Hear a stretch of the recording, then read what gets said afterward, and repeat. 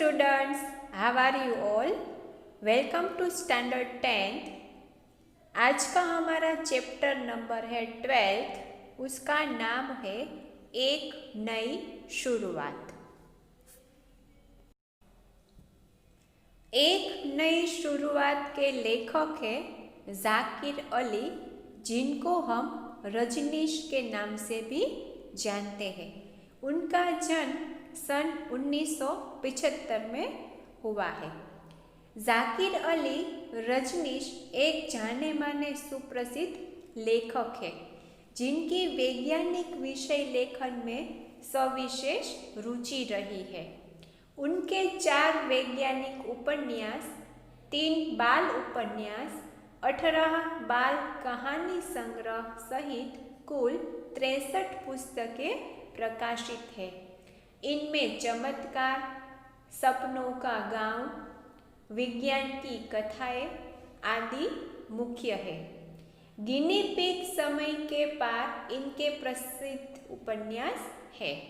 उत्कृष्ट लेखन के लिए विज्ञान कथा, भूषण सम्मान, भारतेंदु हरिश्चंद्र पुरस्कार, सर्जना पुरस्कार सहित उनके सम्मान प्राप्त हुए हैं।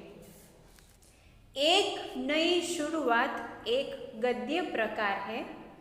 इसकी शुरुआत वैज्ञानिक संशोधन विषयक कृति है। इस कृति में मानव देह को तरंगों में रूपांतरित करके अन्य स्थान पर भेजने की अत्याधुनिक टेक्निक और तत्संबंधी किए जाने वाले प्रयोगों का हैरत अंगेज वर्णन रोमांचक ढंग से प्रस्तुत किया गया है। यहाँ 2 विज्ञानों की अद्भुत सिद्धि का वर्णन प्रस्तुत किया है। तो चलो हम एक नई शुरुआत का अभ्यास करेंगे। प्रोफेसर रामिश और उनके सहायक माधवन के जीवन के वे अद्भुत क्षण थे। यहाँ प्रोफेसर रामिश और उनके सहायक यानी कि उनके साथ काम करने वाले उनके सहायक कर्मचारी माधवन के जीवन के आज अद्भुत क्षण है, ऐसा यहाँ लेखक हमें बता रहे हैं। उनके जीवन में आज वह होने वाला था जो अद्भुत ही नहीं असंभव भी था। लेखक कह रहे हैं कि आज उनके जीवन में वो होने वाला है जिसे हम अद्भुत तो नहीं, लेकिन जो असंभव मतलब कि जो हो ही नहीं पाए, ऐसी बात आज, ऐसी घटना आज घटने वाली थी कि जो अद्भुत भी नहीं असंभव भी था। मानवता के इतिहास में आज पहली बार मानव प्रक्षेपण यंत्र का परीक्षण संपन्न होने जा रहा था। लेखक हमें क्या बता रहे हैं कि मानवता के इतिहास में आज पहली बार, मतलब मानव जीवन का जो इतिहास रह चुका है उसमें आज पहली बार मानव प्रक्षेपण यंत्र का परीक्षण, यानी कि ऐसा यंत्र जो परखने या जांचने का काम करे, किसे? मानव को। तो आगे देखिए कि हमें लेखक क्या बता रहे हैं कि आज मानवता के इतिहास में पहली बार मानव प्रक्षेपण यंत्र का परीक्षण संपन्न होने जा रहा था, यानी कि मानव के शरीर में कुछ जांच परखने का कार्य या परीक्षण संपन्न होने जा रहा था। क्या हो गया वो हम आगे देखते हैं। 2 अति शक्तिशाली कंप्यूटरों और द्रव्य विश्लेषण यंत्रों द्वारा निर्मित वह मानव प्रक्षेपण यंत्र को 2 खंडों में विभक्त था। 2 ऐसे शक्तिशाली कंप्यूटरों और ऐसी वस्तु या पदार्थ वास्तविक रूप के स्पष्टीकरण के लिए सब अंगों की छानबीन कर सके और उसे अलग कर सके, ऐसा निर्मित वह मानव प्रक्षेपण यंत्र 2 खंडों में विभक्त था। यंत्र का एक भाग प्रोफेसर की प्रयोगशाला में तथा दूसरा भाग वहां से 500 मीटर दूर स्थित माधवन के घर पर स्थापित किया गया। लेखक बता रहे हैं कि यंत्र का एक भाग प्रोफेसर की जो प्रयोगशाला यानी साइंस लैब होती है वहाँ पर रखा गया और दूसरा भाग माधवन का घर जो साइंस लैब से 500 मीटर की दूरी पर था वहाँ पर स्थापित किया गया अर्थात वहाँ पर रखा गया। प्रोफेसर रामिस ने कंप्यूटर पर अंतिम कमांड देने के बाद गर्व से स्क्रीन की ओर देखा। प्रोफेसर ने कंप्यूटर में अंतिम कमांड यानी कि कंप्यूटर में सब कुछ हो जाने के बाद लास्ट में जो अंतिम कमांड होती है कि जो लास्ट में हमें ऐसा बटन प्रेस करना होता है कि जिससे सारी प्रोसेस होकर हमें उसका रिजल्ट मिले। तो प्रोफेसर रामिस ने कंप्यूटर में उसकी अंतिम कमांड देने के बाद गर्व महसूस किया और स्क्रीन की ओर देखने लगे। उनका चेहरा एक विशेष प्रकार की आभा में दमक रहा था। यहाँ लेखक बता रहे हैं कि वो इतने सक्सेसफुल रहे थे कि उन्होंने ये जो यंत्र बनाया उसके द्वारा उनको जो सिद्धि हासिल हुई उनकी चमक उनकी आभा उनके चेहरे पर हमें दिखाई दे रही थी। कुछ ही पलों में कंप्यूटर ने प्रोसेस रेडी का सिग्नल दिया। थोड़ी ही देर में कंप्यूटर ने क्या किया कि प्रोसेस कंप्लीट हो गई है ऐसा सिग्नल बता दिया। प्रोफेसर रामिस ने अपने सहयोगी माधवन को फोन पर अलर्ट किया और धड़कते दिलों के साथ कंप्यूटर चालित चेंबर में प्रविष्ट हो गए और अगले ही क्षण मानव प्रक्षेपण यंत्र की जटिल प्रक्रिया को संपादित करने में व्यस्त हो गए। प्रोफेसर रामिस ने अपने सहयोगी माधवन को फोन किया क्योंकि इस कंप्यूटर का इस यंत्र का एक पार्ट साइंस लैब में कि जहां प्रोफेसर रामिस बैठे थे और दूसरा पार्ट वहां रखा गया था 500 मीटर की दूरी पर जहां पर माधवन का घर था। तो यहाँ जैसे ही सिग्नल मिला तो प्रोफेसर रामिस ने माधवन को फोन लगाया और उन्हें अलर्ट किया और धड़कते दिलों के साथ कंप्यूटर में चलित चेंबर की प्रविष्ट हो गई और अगले ही क्षण मानव प्रक्षेपण यंत्र की जटिल क्रिया को संपादित करने में व्यस्त हो गए। प्रोसेस स्टार्ट होते ही आगे की जो नेक्स्ट प्रविधि करनी होती है उनमें वो व्यस्त हो गए। दूसरे छोर पर बैठा हुआ माधवन दम साधे कंप्यूटर स्क्रीन पर आंखें गड़ाए हुए था। दूसरे छोर पर यानी कि लैब से 500 मीटर की दूरी पर माधवन के घर पर दूसरा यंत्र का पार्ट रखा गया था। वहां पर कंप्यूटर की स्क्रीन पर माधवन अपनी आंखें एकदम जमा के बैठा हुआ था। प्रोफेसर का शरीर अपने मूल तत्वों में विभक्त होने का प्रारंभ हो गया था। प्रोफेसर का शरीर अपने मूल तत्व में विभक्त यानी कि जो मूल तत्व होते उनमें से विभक्त यानी कि अलग अलग होना प्रारंभ हो चुका था। बस अब कुछ ही क्षणों की बात थी, बस अब थोड़ी ही देर थी, लेकिन इस समय माधवन को एक एक क्षण 1 साल के बराबर लग रहा था और इसी अंतराल के बीच सहसा उसके दिमाग में वह घटना कांद गई जब वह प्रोफेसर रामिस से पहली बार मिला था। लेकिन इस समय माधव को ऐसा लग रहा था कि एक एक पल एक एक सेकंड उसे 1 साल के बराबर लग रही थी और इसी अंतराल के बीच मानो कि 1 सेकंड और दूसरी सेकंड के बीच का जो समय था उसके बीच सहसा उसके दिमाग की वह घटना कांद गई। माधवन के दिमाग में अचानक वह घटना याद आ गई जब वो पहली बार प्रोफेसर रामेश से मिला था। वह ऐसा ही एक गर्म दिन था जब वह प्रोफेसर रामेश के जिगरी दोस्त आनंद मेहता की सिफारिशी पत्र लेकर पहली बार उनकी लैब में पहुंचा।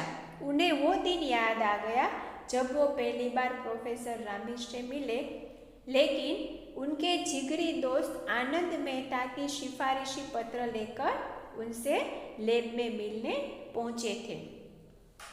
उस समय वे अपने कंप्यूटर पर झुके हुए थे। जब माधवन प्रोफेसर रामेश से लैब में मिलने गए तब प्रोफेसर रामेश अपने काम की वजह से कंप्यूटर में अपना वर्क कर रहे थे। माधवन का परिचय जानने के बाद प्रोफेसर रामेश ने सहर्ष उसे अपने साथ काम करने की अनुमति प्रदान कर दी। प्रोफेसर रामेश ने माधवन का परिचय जान लिया और उन्होंने सहर्ष मतलब खुशी से अपने साथ काम करने के लिए माधवन को अनुमति दे दी। माधवन एक नज़र प्रोफेसर के कंप्यूटर पर डाली, पर जब उसे कुछ समझ में नहीं आया तो उसने पूछ ही लिया, सर, आनंद सर ने बताया था कि आप किसी विशेष प्रोजेक्ट पर काम कर रहे थे।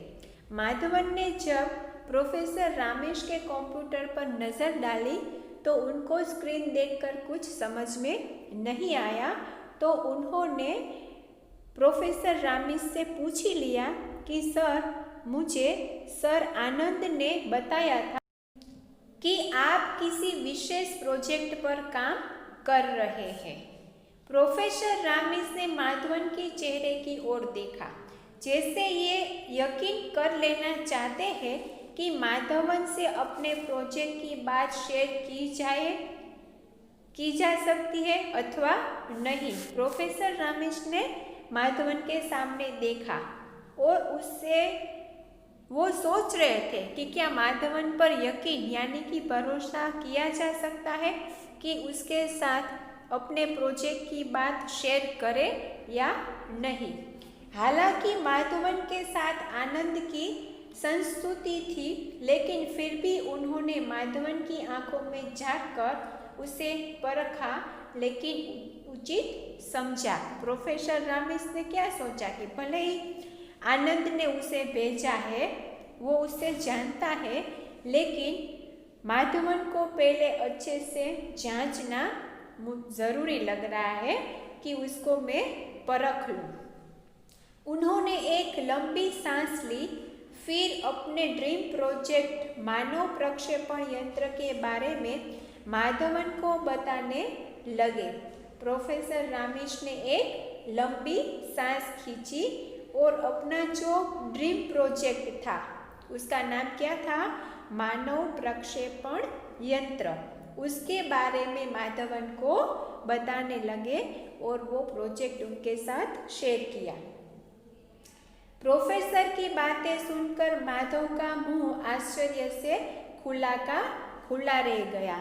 प्रोफेसर रामेश का जो ये प्रोजेक्ट था, उसके प्रोजेक्ट की ये सब शेयर की हुई बातें सुनकर माधव का मुंह आश्चर्य से खुला का खुला ही रह गया। मतलब उसे इतना आश्चर्य हुआ कि ऐसे भी प्रोजेक्ट किए जा सकते हैं और उसमें सफलता मिल सकती है। आखिर जब उससे रहा न गया तो वह पूछ ही बैठा, सर, क्या वास्तव में ऐसा संभव है? देखो, माधवन को भी लग रहा है कि ऐसे प्रोजेक्ट होना संभव है, कि ऐसे प्रोजेक्ट हो सकते हैं। प्रोफेसर रामेश ने माधवन की ओर देखा जैसे कोई 10 साल का बच्चा हो। प्रोफेसर रामेश ने माधवन की ओर ऐसे देखा कि माधवन जाने 10 साल का कोई बच्चा हो। वे बोले, क्यों नहीं भेजा जा सकता? प्रोफेसर रामेश ने क्या कहा, क्यों नहीं भेजा जा सकता? कहते हुए प्रोफेसर रामेश एक क्षण के लिए रुके। ऐसा कहकर प्रोफेसर रामेश एक क्षण के लिए रुक गए, पर माधवन की ओर से कोई प्रतिक्रिया व्यक्त न होने पर वे रुके ही रहे। ऐसा बोलने पर माधवन ने कोई उसे रिस्पॉन्स नहीं दिया, तो वो रुके ही रहे। उन्होंने अपनी बात आगे बढ़ाई, अरे भाई, ये तो तुमने 5वीं क्लास में ही पढ़ा होगा कि प्रत्येक वस्तु एक विशेष प्रकार के अणुओं से मिलकर बनती है। प्रोफेसर रामेश माधवन से क्या बता रहे हैं कि ये तो तुमने जब आप 5वीं कक्षा में यानी कि 5th स्टैंडर्ड में होंगे तभी पढ़ा होगा कि हर एक वस्तु एक विशेष प्रकार के अणु से मिलकर बनती है। अणु परमाणुओं से मिलकर बनते हैं और किसी भी परमाणु को आकार मिलता है उसके अपने भीतर मौजूद इलेक्ट्रॉन, प्रोटॉन, न्यूट्रॉन के कारण। अणु और परमाणु किससे मिलकर बनते हैं वो प्रोफेसर रामेश ने यहाँ बताया कि उसमें मौजूद इलेक्ट्रॉन, प्रोटॉन और न्यूट्रॉन के कारण। हाँ, ये तो बहुत सामान्य सी बात है। माधवन ने उनकी बात का समर्थन किया। माधवन ने उसे क्या कहा, हाँ ये तो बहुत ही सामान्य मतलब सिंपल मैटर है। उसने उसकी बात को समर्थन देते हुए कहा, यदि हमें किसी वस्तु की संरचना समझना हो तो हम क्या करेंगे? हम उस वस्तु के अणुओं, परमाणुओं का अध्ययन करेंगे। प्रोफेसर ने बातों का सिलसिला आगे बढ़ाया। प्रोफेसर रामेश माधवन को पूछ रहे हैं कि हमें किसी वस्तु की संरचना समझनी हो कि वो वस्तु किस प्रकार बनी है, वो हमें समझना है तो हम क्या करेंगे?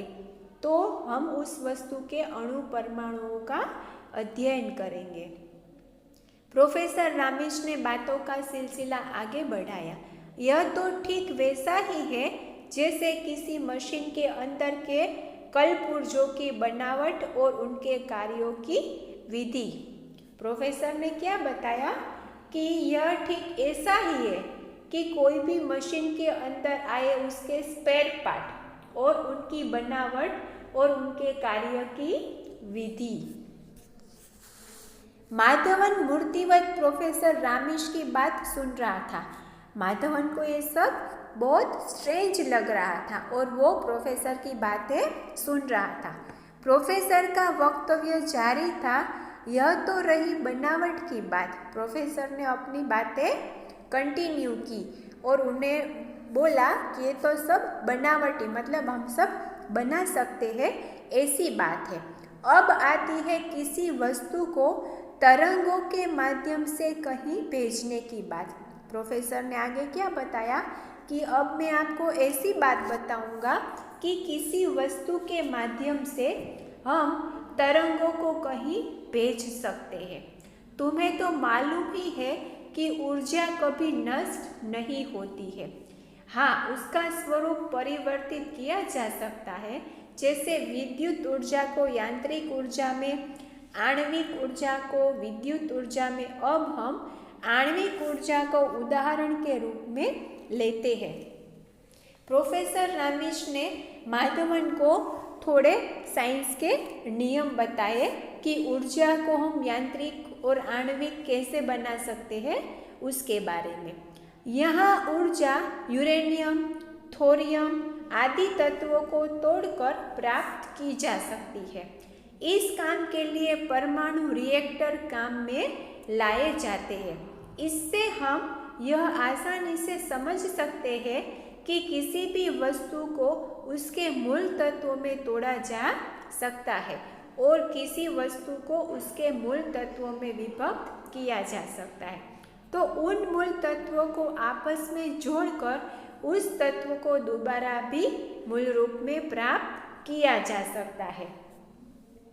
यहाँ पर प्रोफेसर रामेश माधवन को किसी भी वस्तु को किस प्रकार जोड़ा जा सकता है और जोड़ी हुई वस्तु को किस प्रकार मूल रूप में वापस लाया जा सकता है वो माधवन को समझा रहे हैं।